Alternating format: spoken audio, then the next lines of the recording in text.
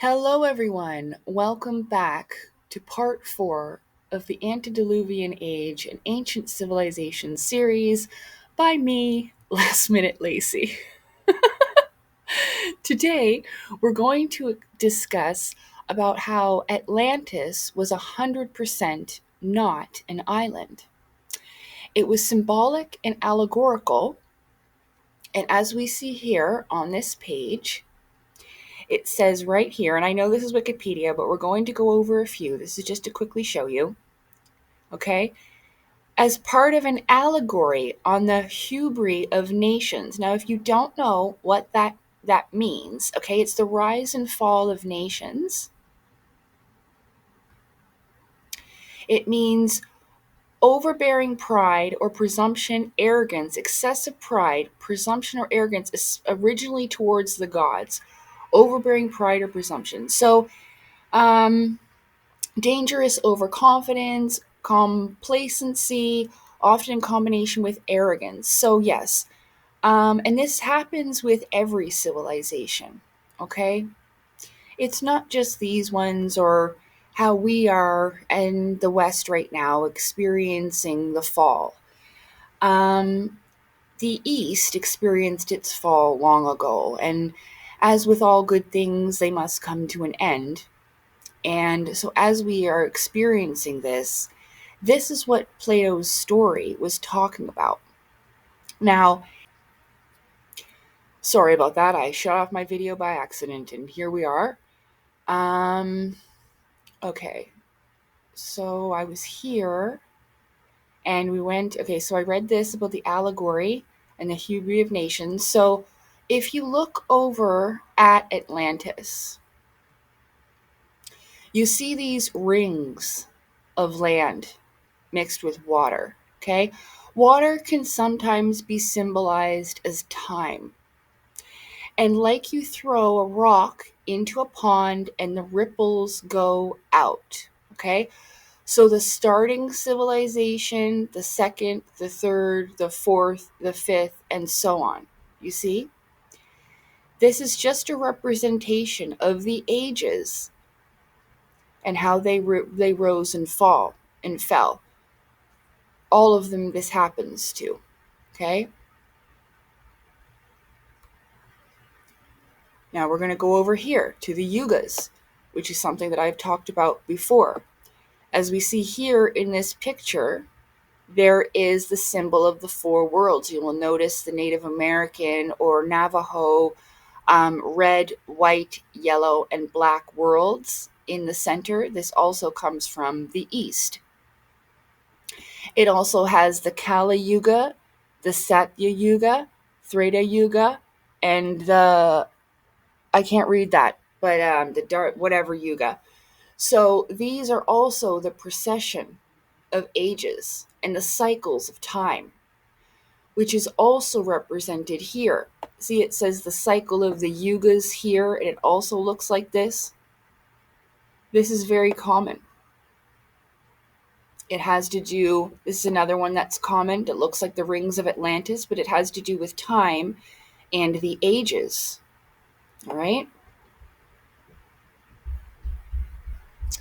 So there are four yugas, like the four directions, and within each yuga, probably different creations held space in time. You see? Different beings of creation. We are going to go over that, about the different beings of creation and how they shared this space in time.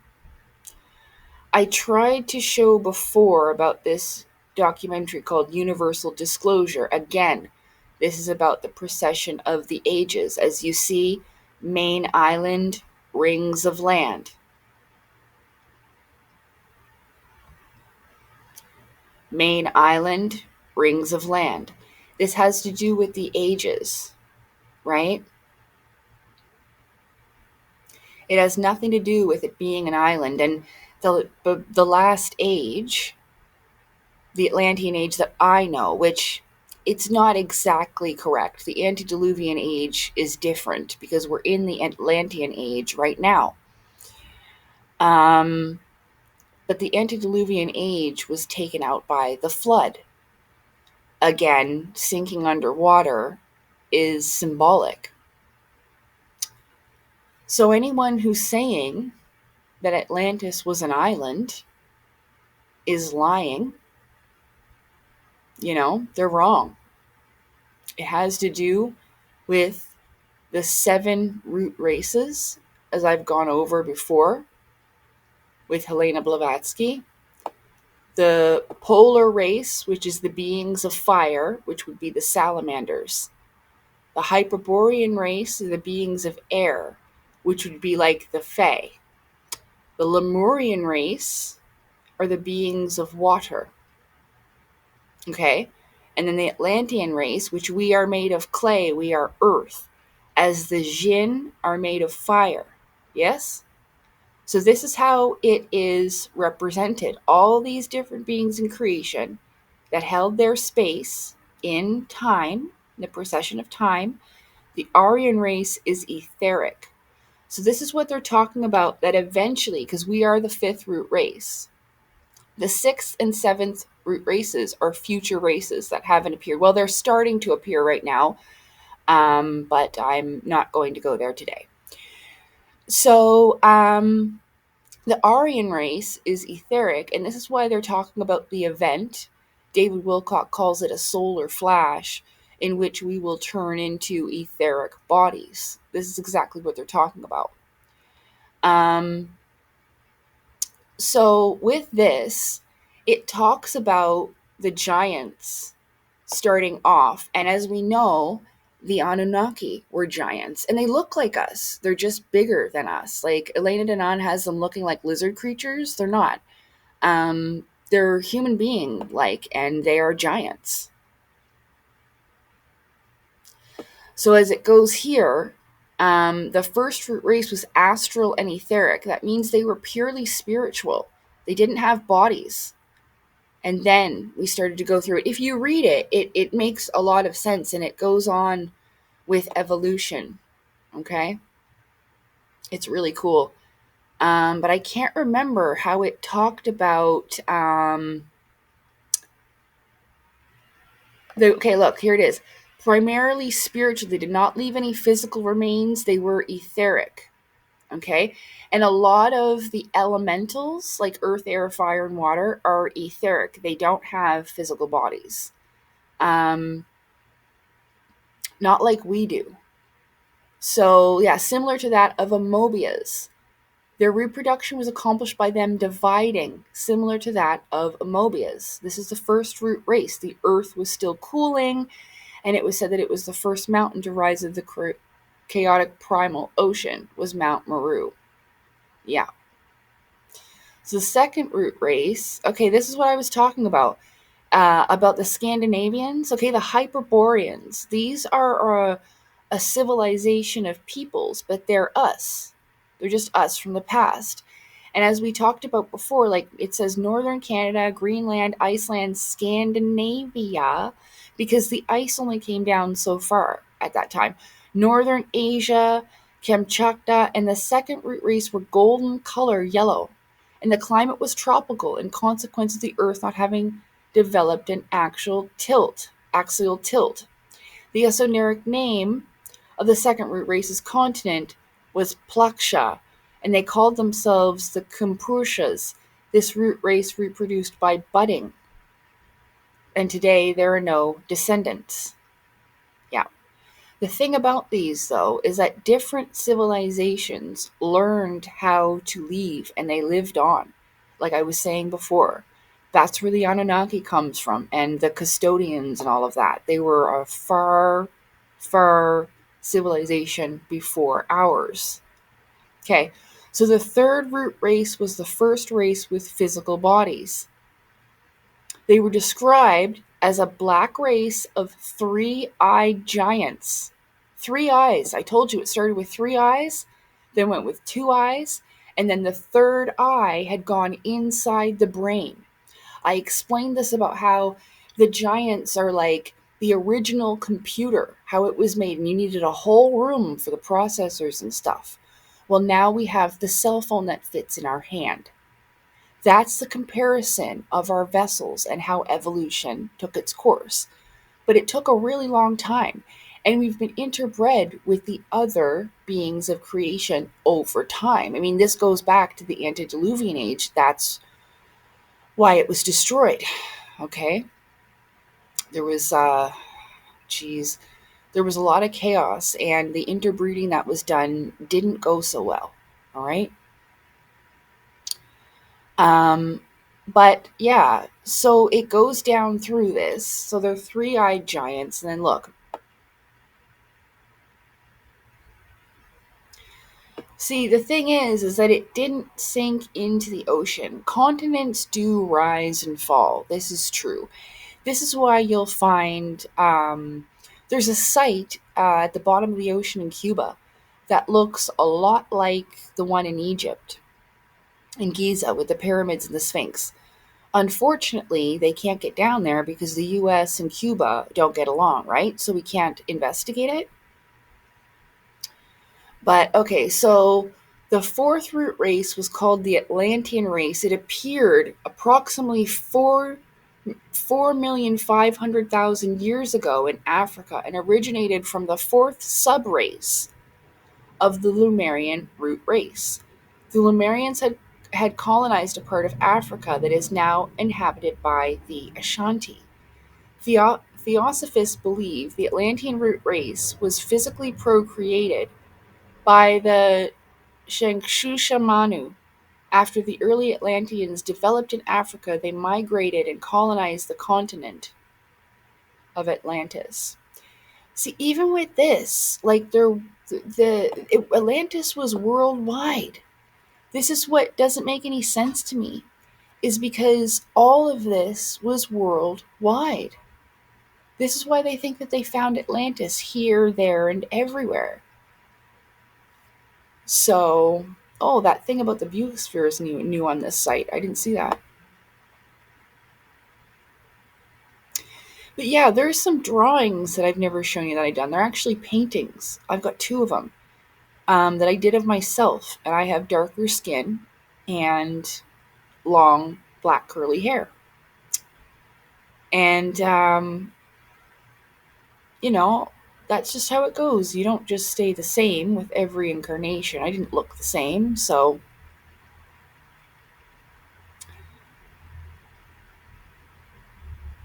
But again,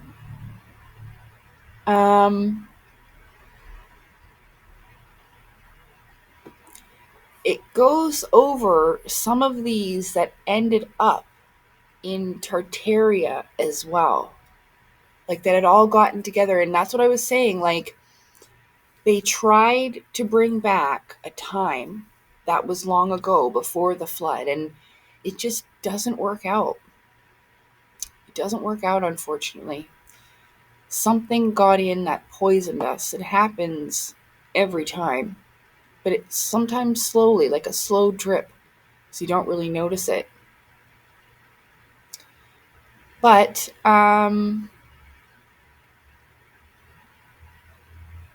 trying to see where it said, well, there's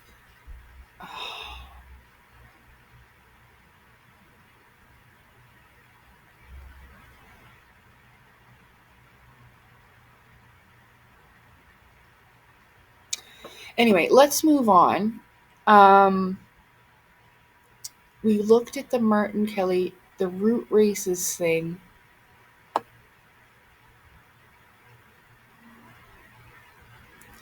There is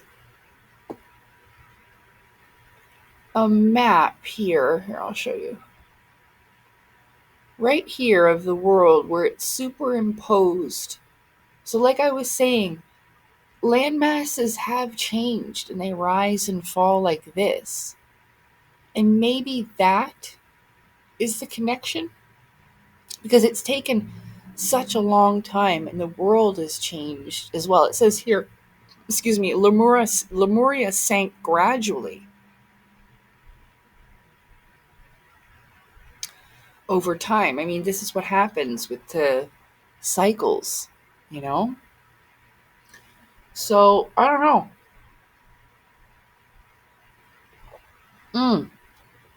The people of Lemuria coexisted with dinosaurs. There you go. Okay? The Lemurian root race began 34.5 million years ago. I told you it was then believed to be the Jurassic. Remember I made a joke about Jurassic humans? It's not such a joke. The Lemurian race was much taller and bigger than our current race. The first 3 subraces of the Lemurians reproduced by laying eggs. See what I told you about the salamanders and the fire beings of fire? But the 4th subrace, beginning 16.5 million years ago, began to reproduce like modern humans. As Lemuria was slowly submerged due to volcanic eruptions, the Lemurians colonized the area surrounding Lemuria, namely Africa, southern India, and the East Andes.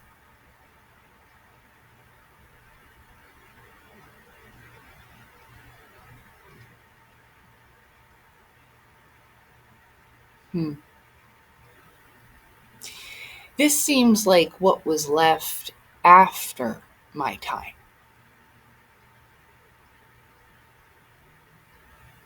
Don't know.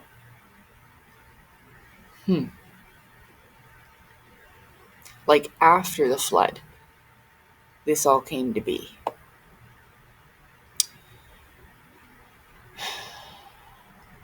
Right. So it was an advanced. Oh, look, there's the Toltecs again. And I went over this where we looked at all those megalithic structures, and that was one of the civilizations, the Mayan, the Aztec, the Toltec, all of those people. And that's why they had those megalithic structures, because as it said, the race before was much taller and bigger than us. Like I was saying before in the last one about the giants, Adam was 60 feet tall, 60 cubits tall, and then Noah got smaller and it got smaller that way. It also goes with the ether, and you can follow it. I think it's Solomon, Moses, and Jesus. And that's also a procession of time, and it shows you the availability of the ether. Like Moses parted the Red Sea, and Jesus could walk on water and turn water into wine. You see what I'm saying? So that also talks about how the ether waxes and wanes. So there is that. See, I didn't research this before. I just sat down and started to do it. Oh, yeah. The golden age, again, is the Satya Yuga, which again is one of the ages in the procession of time. Okay? The golden age is here in the yellow world. Right here. So that's why it's called the golden age, because literally this is where we are in the procession of time. Not right now, but when the golden age occurs, that's where it's at.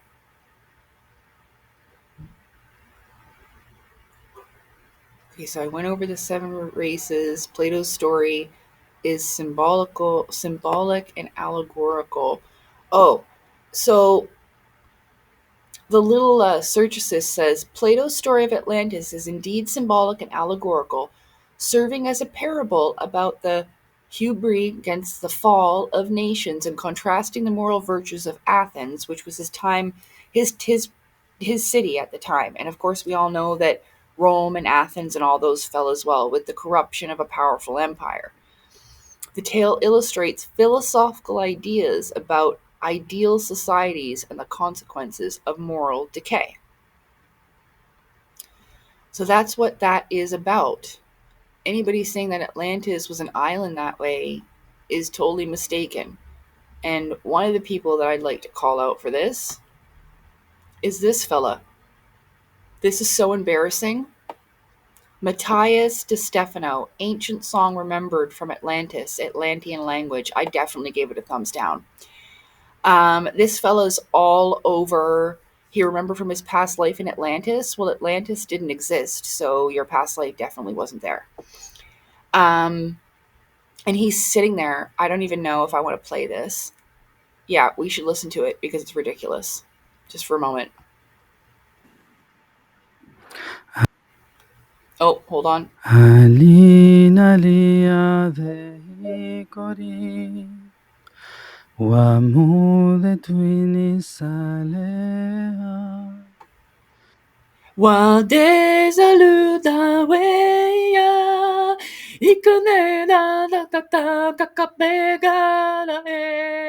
Anybody can fucking do that.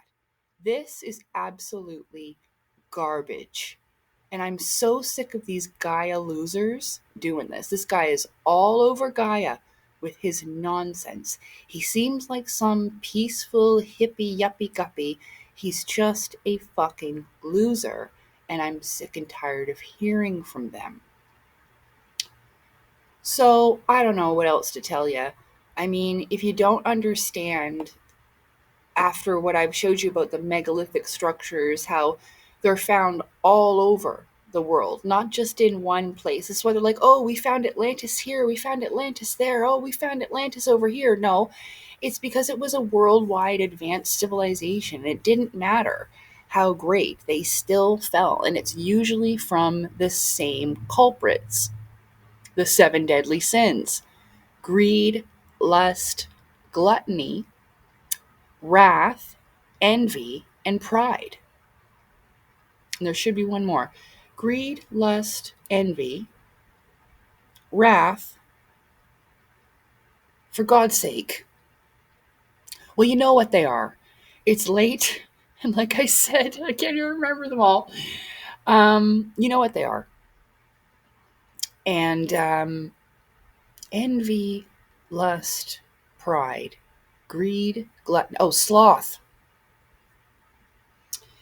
Yeah, so you know all those things. And like it said, complacency, what we read earlier. So, it's basically people didn't really know what to do, honestly. A lot of people, it's the same situation that we're facing now. There were some people that had no idea this was going on and thought everything was great. There were some people that had some idea. Then there were some people that knew all the way but didn't know what to do because they couldn't get the other citizens involved in the fight against it. And again, there were leaders in these societies that, manipulated and did things to serve themselves. It was a very awful time where certain individuals realized that they could take advantage of others because, they thought that they were more intelligent or advanced than them. And so if there are people out there, not naming any names, besides that fella, because I know she is, talking about Atlantis as an island, or that the aliens had to come and tell you something about Atlantis as an island, it wasn't. And so that kind of throws the whole thing out the window. So like I said, like ripples in time, civilizations rise and fall. These rings of land represents the land that each of our civilizations walked on.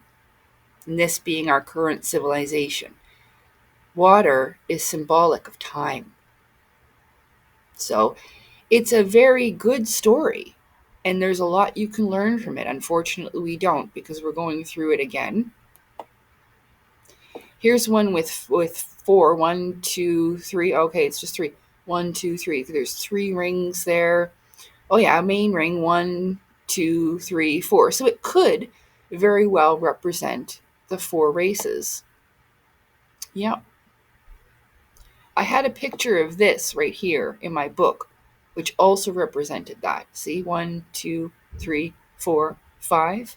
The 5 root races right there.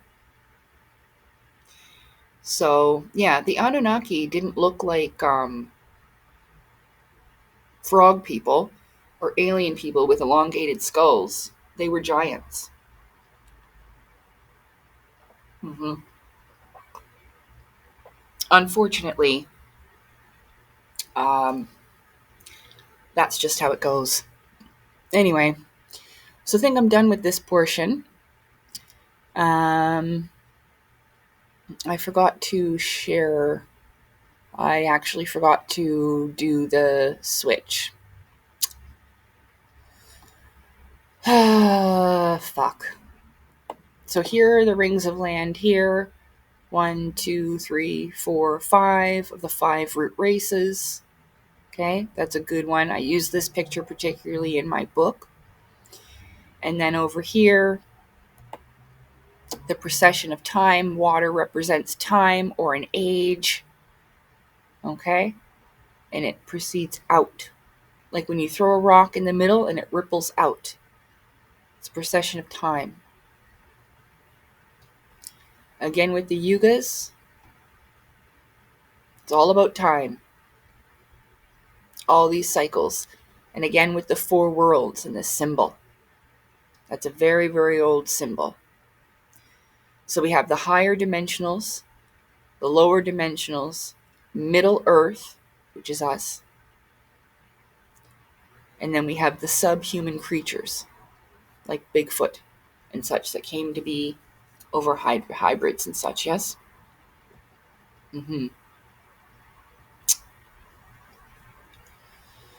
So, I don't know. I don't know what else to tell you.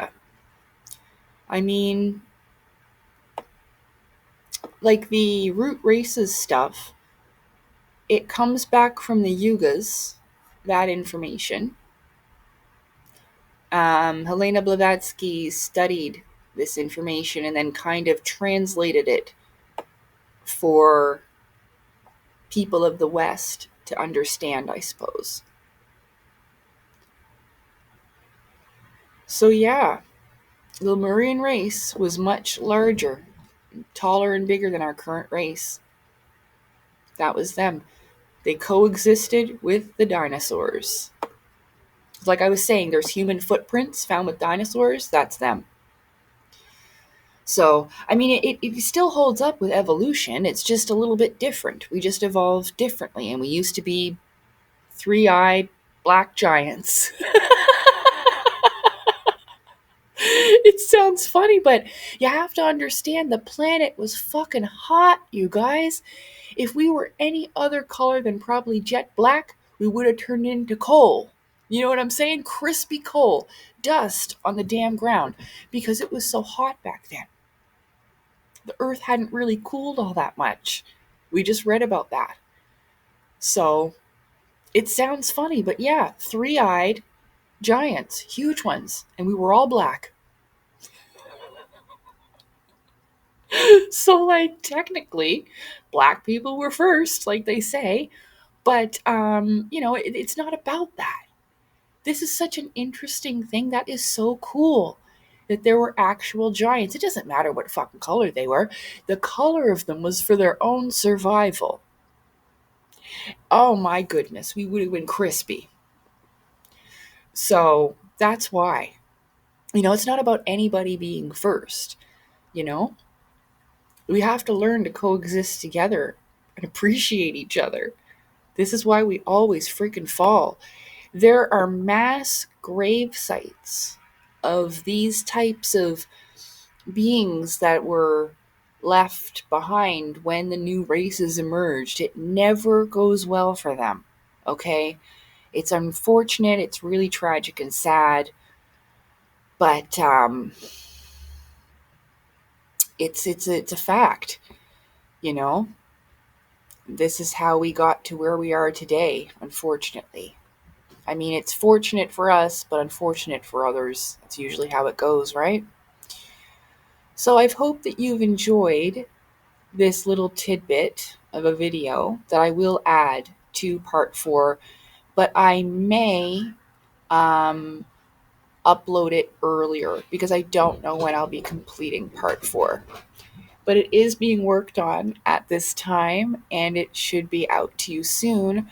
But I thought that this was definitely, felt more so. This kept coming up almost every day. I've been waking up and feeling the need to tell people, that Atlantis was not an island. And it was worldwide this age. Before the flood, all of that was worldwide, and they had sound healing technology. They had a bunch of really cool stuff. And in the rest of part 4, I'm going to show you what the bells sounded like and everything. It's pretty incredible. There's a reason why the organ is called the organ, because in that church, when you play the organ, it actually heals your organs. It's really cool. Okay, everybody, thank you so much. I would encourage you to do all your own research. Read this stuff yourself so that you understand where this is coming from, so that you don't get bamboozled and fooled again. Of course, I myself was stupid at one time, and this is why I got fooled by David Wilcock. But that will never, ever happen again, because just this week, I found out, like, it's been since 1999. David's been talking about arrests of the cabal. So he's been torturing people, saying that it was going to be over with arrests from the cabal since then. And I had no idea. You see? So everyone can be stupid, but you have to fix that yourself. No one can fix your stupidity for you. You have to do it yourself. And this is why these people are taking advantage of others, selling books about Atlantis that is not true, or that the aliens told them, whatever. Aliens didn't need to tell me fuck all. I learned all this by myself.